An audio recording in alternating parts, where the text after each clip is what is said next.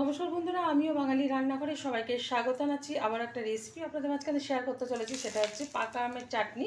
তাহলে চলুন দেখে না যাক আজকের রেসিপি। ওভেনে একটা কড়াই বসিয়ে তাতে দিয়ে দিয়েছি খুব সামান্য পরিমাণে সাদা তেল। তেলটা গরম হয়ে যাওয়ার পর দিয়ে দিলাম কিছুটা সাদা সর্ষে আর একটা ছোটো সাইজের তেজপাতা মাঝখান থেকে ছিঁড়ে নিয়েছি, সেটা দিলাম। একটু ভালোভাবে ভেজে নেব। দিয়ে দিচ্ছি হাফ চামচ মতো হলুদ গুঁড়ো, যেহেতু পাকা আম বেশি হলুদ লাগবে না, এমনি কালার চলে আসবে।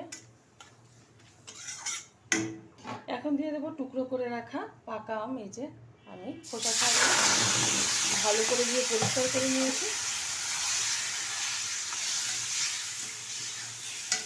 দিয়ে দিচ্ছি পরিমাণ মতো লবণ।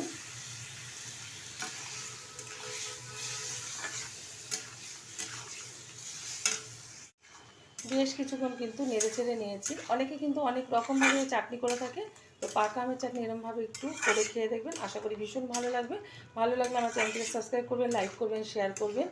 আর গরম থাকতে থাকতে পাকা আমের এরকম চাটনি বানিয়ে অবশ্যই একবার ট্রাই করবেন।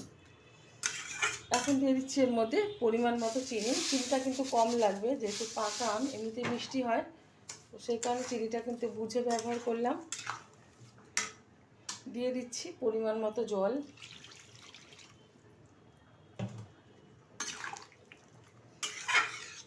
এবার 5 থেকে 7 মিনিট মতো হাই আছে কিন্তু আমি রান্না করে নেবো চাটনিটা।